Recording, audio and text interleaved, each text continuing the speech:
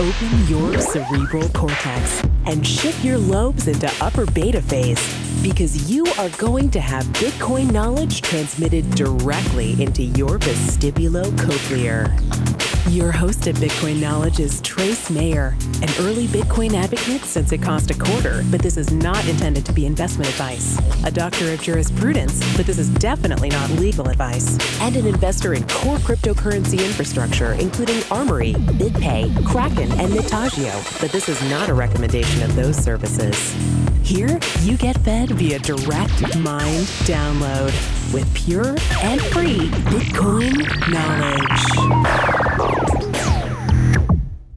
Podcast. We've got a great interview today with Derose from Counterparty. But before we get to that, we had a couple questions submitted by Jeff and Hayden, so I'd like to answer those questions first. Hi, we are grade 6 and 7 Inquiry Group, and we really appreciate it if you could answer some questions for us. Thank you. Why do you like Bitcoin? Should people use Bitcoin? Why or why not? How do we stop people from buying black market stuff such as drugs and guns with Bitcoin? Should Bitcoin stay anonymous? Do you think Bitcoin will last into the future? Thank you for the feedback. It will help us so much. Hi, Jeff and Hayden. I'd like to thank you for submitting the question. It's great to have such well thought out questions to answer. So I like Bitcoin for a lot of reasons. One, it's a completely innovative and new technology. Two, it's censorship resistant. Three, it's immutably persistent. That means that you can't change it like after the database has been updated, after the ledgers had a transaction confirmed into a block. These are all very important reasons why people should use Bitcoin. I really think it depends on the use case. You know, currency is a very easy application, but not necessarily even the best one for it. There are a lot of other applications and uses, so it really depends on why people want to use it. I think it has tremendous potential for reshaping how a lot of our capital and financial and monetary markets work throughout the world. People shouldn't use it if they don't feel comfortable like learning new tech, aren't willing to take a little bit of risk, things like that. When it comes to stopping people buying black market stuff like drugs or guns with Bitcoin, I think it's important to remember that, you know, in Western societies, we value freedom of speech. That means we don't have prior restraints on speech, political speech, anonymous speech, whistleblowing, cryptography. All of these things have been upheld by the United States Supreme Court under freedom of speech. And Bitcoin's just the next kind of innovation in that area. It makes speech that you can't erase. That's a big, big deal. And, you know, how people use it? Well, you know, I actually attended about half of all the days of trial for Ross Ulbricht with Silk Road. I attended his sentencing, which lasted about 4 hours, and he got sentenced to 2 life terms in prison. Just because people use Bitcoin for black market activities, thinking that it's anonymous, they can be sadly mistaken. And I think that law enforcement is very competent, very able to do their job. Bitcoin is not completely anonymous in that regard, as we found out in the Silk Road case. And the bad actor is going to jail for a long, long time. So I think that law enforcement has a lot of the tools that they need in order to do their job. So sure, we're going to have this tension between civil rights, civil liberties, living in a free and open society, being able to talk and discuss ideas in the public square, with people who engage in bad behavior that most people find unacceptable. And at the end of the day, like, law enforcement's got a lot of resources, a lot of tools at their disposal. Ross Ulbricht thought that he was operating and wouldn't get caught, and yet he got caught, and he's in jail in life without parole.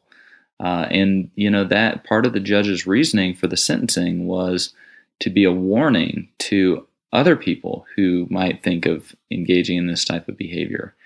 And so, you know, and I actually want to discuss this whole Silk Road thing a little bit later, but, you know, Ross Ulbricht, we have to honor his agency and his choice. And he chose to engage in behavior that could carry a life sentence when he could have engaged in any type of behavior. And so, ironically, he's perhaps the biggest junkie of them all in the Silk Road case, and he's paying the consequences of that. And if those consequences were to be obviated, then we wouldn't be respecting his choice when he decided to engage in that behavior. Will Bitcoin last into the future? Oh yeah, definitely. It's going to be around for a long, long time, and it's going to play a big role in a lot of the things that happen in money, currency, computer networking, corporate governance, all this stuff, accounting. It's going to be really exciting. Anyways, thanks for your question, and on to the interview with Chris Derose. Well, welcome back to the Bitcoin Knowledge Podcast. We have a very interesting interview today with Chris Derose. He's the community director for the Counterparty project. Welcome to the podcast, Chris. Thanks, Trace. Yeah, so, just start off, how'd you kind of get involved in Bitcoin, and what is this Counterparty project that you're being the community organizer, right? Yes, community director, if such things are possible in Bitcoin. Yeah, so Bitcoin I was following, I think in late 2010s when I first saw it, and I didn't believe any of it at all. I thought it was nonsense, and I was trying to kind of find holes in the whole protocol, and I was unable to do so. And then around 2011, I finally started to actually become a regional evangelist of sorts in my South Florida community. It was very minor at first, and over the years, it just started to grow. I didn't really start taking it as seriously in terms of like my full-time priority until really 2013. But then we started doing a meetup group in South Florida. That's the South Florida meetup group. And we now meet every single week.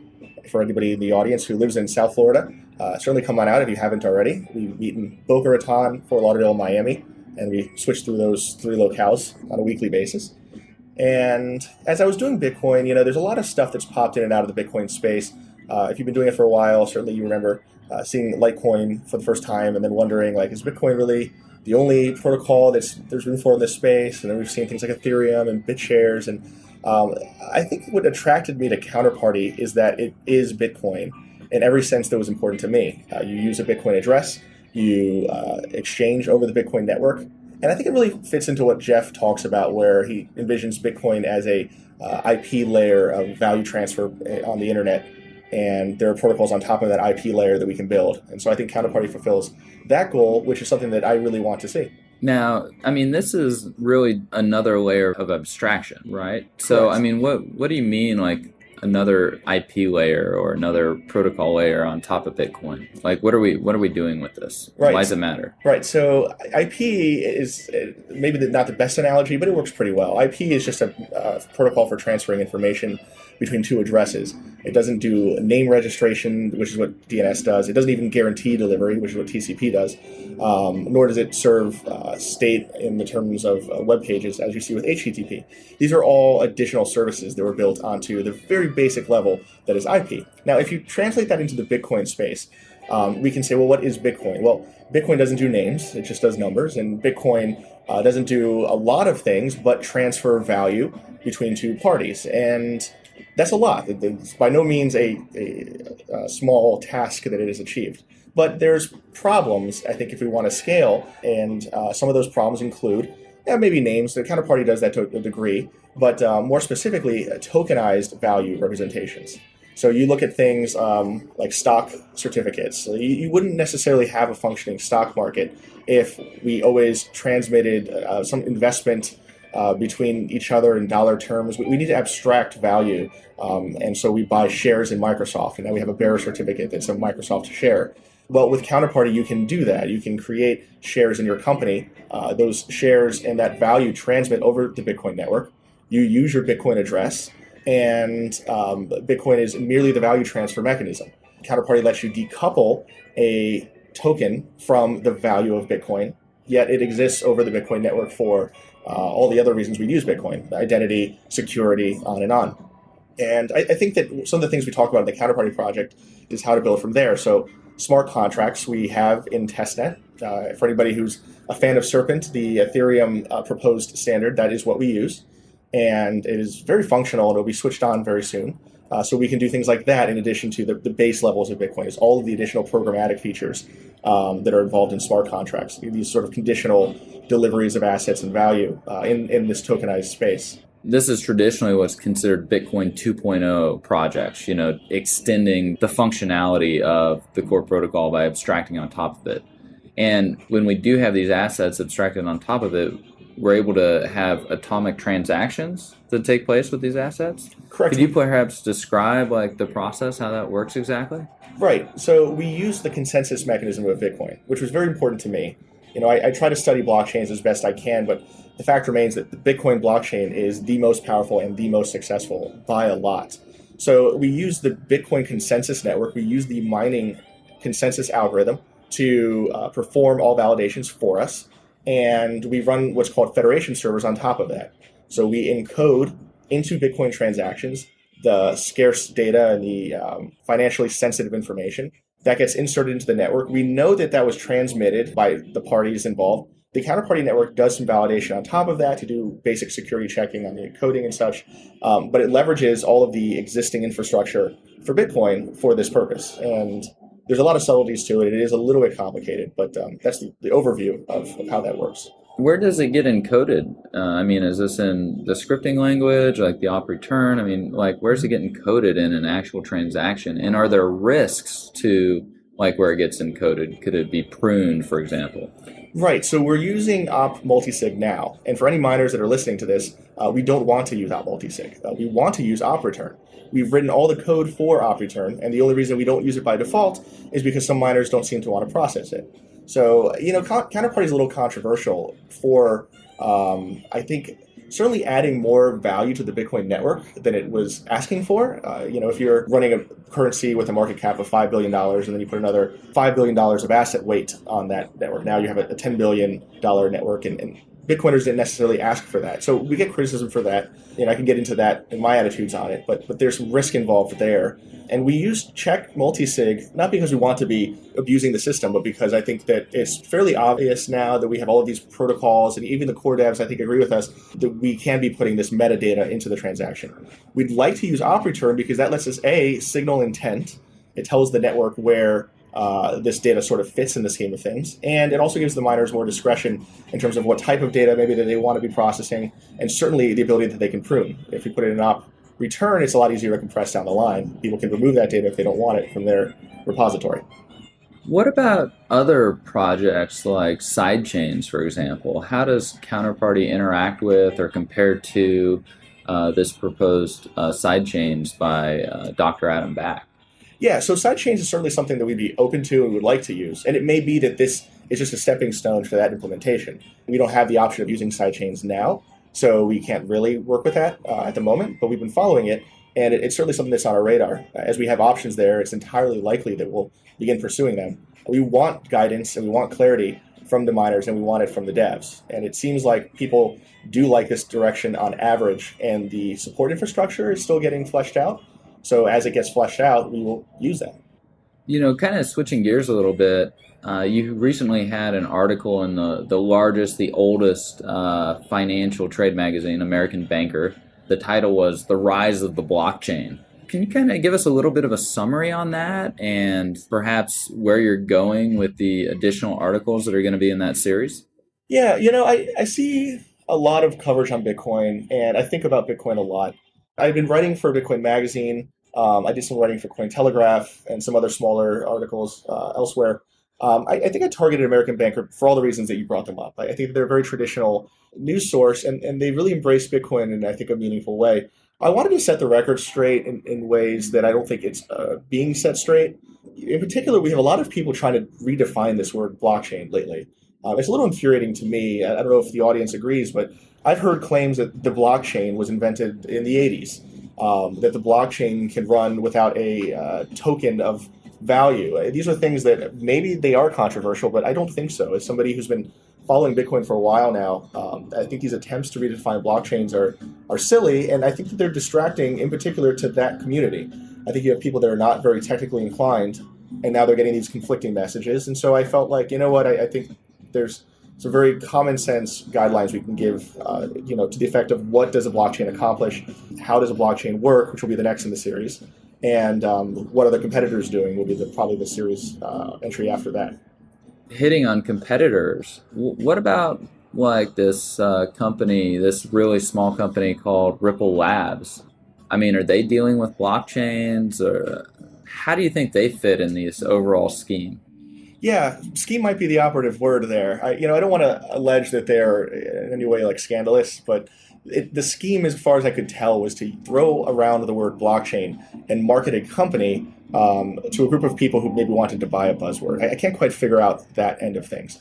But I think that by their own admission, they're not a blockchain at this point. And it's a very centrally orchestrated system. They have an open source repository, and I think that they brandied out that repository as being decentralized and that you can run your own validators, and that somehow that makes it decentralized. And I think that that's not a very accurate statement. For me, there's a couple of ways to understand blockchains, but the most important one, I think, is that a blockchain provides immutable persistence, which for any programmer would probably make immediate sense. But we've never had immutable persistence. We've never had this notion of a value that can't change. We've always had values that can't change because a central party says that they can't change. So maybe that party is Google or MySQL. But we've never had, in the sort of greater sense of the natural world, a way of asserting a truth that just stays there. And then you look at something like Ripple, and they defy that basic premise. Like, it quite specifically added moderation. And I think that violates one of the core objectives that a blockchain sets out to achieve. And then from there, it gets weird. Like, I don't know why you need to trust people and have tokens. It seems like one or the other would work, but they've chosen both. And so I don't know that they, as a competing blockchain, is even necessarily an accurate statement. They may be a very good company. Like, I don't doubt that there's room for a lot of efficiency that they're going to provide. I think I slightly resent their use of the word blockchain, and I think that's part of the article series, is to examine, like, what is a blockchain and when is it useful? I think it's very interesting. You talked about this immutable persistence, and one of the things I really find fascinating about Bitcoin is that in terms of information theory, we're able to create a fact, something that can't be destroyed, which becomes very helpful. It can be applied in so many different ways. Hopefully I'll be able to interview the Factum guys pretty soon. But back to chewing on the Ripple bone. From what I understand, Ripple's actually reset the Ripple ledger, like completely just wiped it clean, which they can do at any time by their own choice. What effect could that have on a company like yourself? If you wanted to build or innovate on top of something that could just be wiped away, the database just reset whenever somebody arbitrarily feels like it. Well, I think that it offers an efficiency over some of the existing centralized solutions, if I had to guess, where moderation is the norm, and maybe what they're offering is a little bit more of a public auditing capacity or something like that. So at least when the value is reset. Like, maybe that's their value proposition, maybe. But in terms of writing a decentralized application, there's no reduction of counterparty risk whatsoever. So, like, why use Ripple when you could just use a hosted MySQL database on Amazon or something? It'll be faster, it'll be easier, and on and on.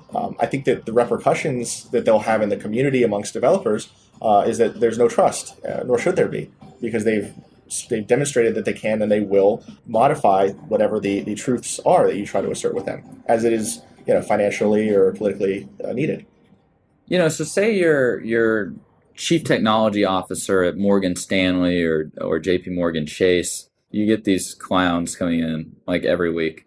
All of them, we're going to change the world. We do Bitcoin stuff, we do cryptocurrency stuff, or we do blockchain stuff. How do you sift through the noise and hone in on the signal of what's actually important in this area? Like, what would be the advice that you would give to someone like that so that they aren't wasting their time and attention with clowns?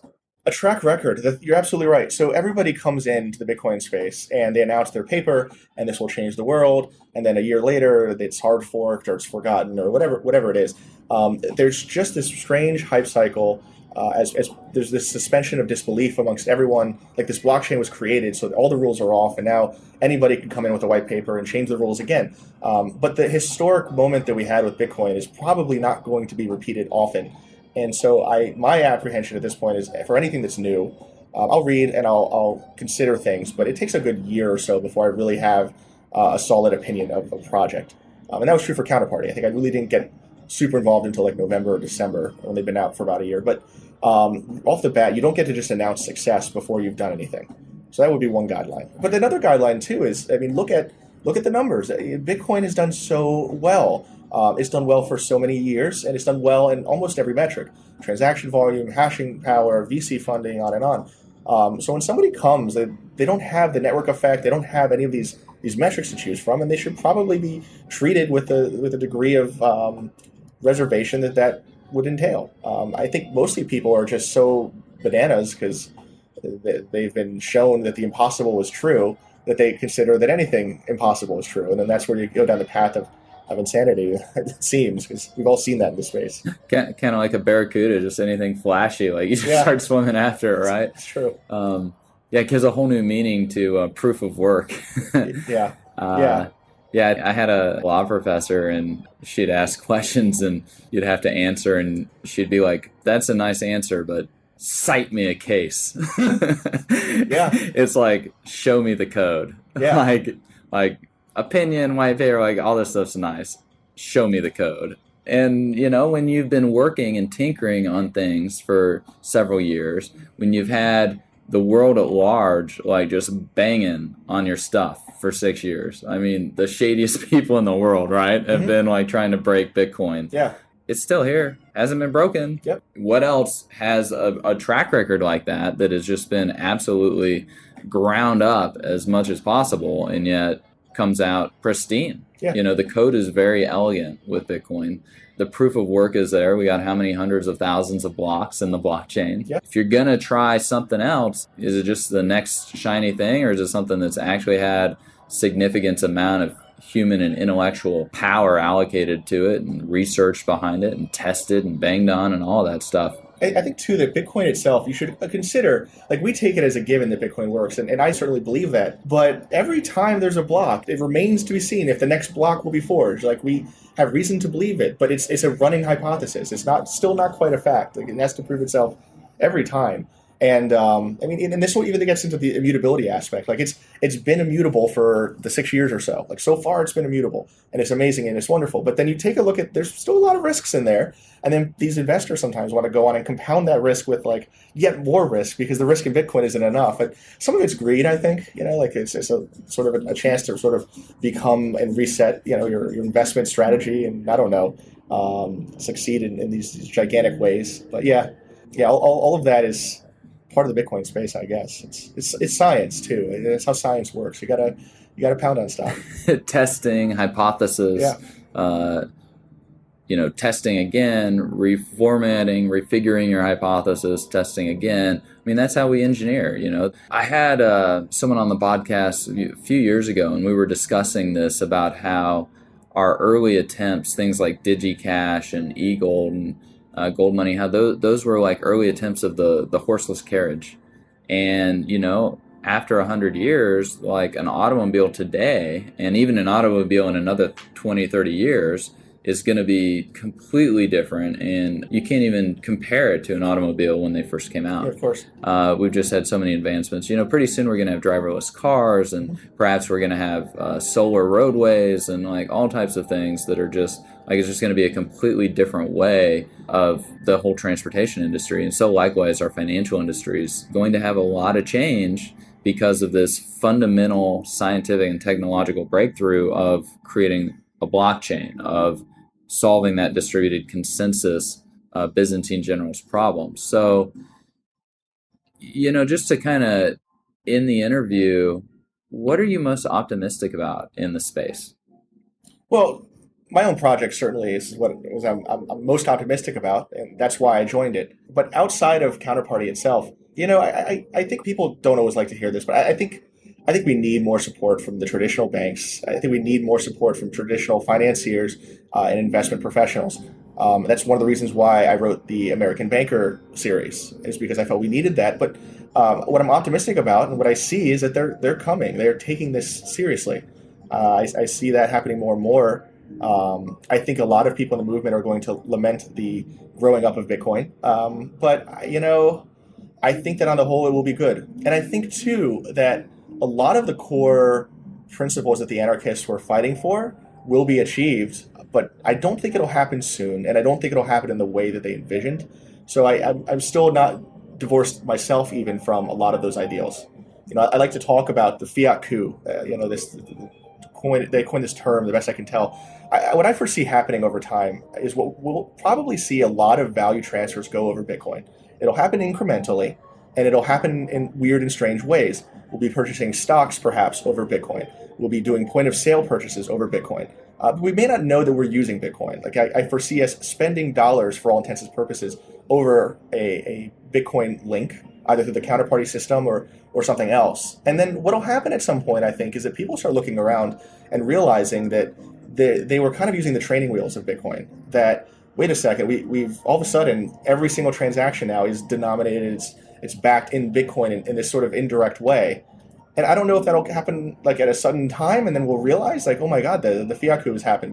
We did it. Or if just over some time, other countries, and it just becomes sort of a deferential thing that Bitcoin is like gold maybe, and that we use these other tokens because they're inferior to Bitcoin. And so we start to displace more traditional regulational options in that way. I'm not really sure, but I do think that the professionals coming are probably very important and not incompatible with many of our goals from those of us who've been in this from the start.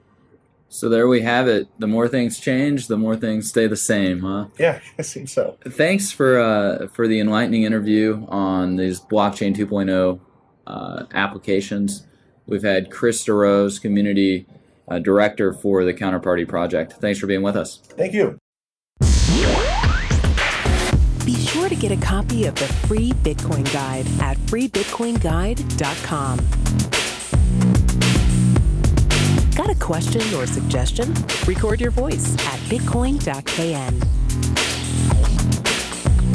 Don't be shy. To help the show, share bitcoin.kn with friends, post about it on Reddit, and otherwise spam the interwebs. Your iTunes comments and 5-star reviews are very important to us.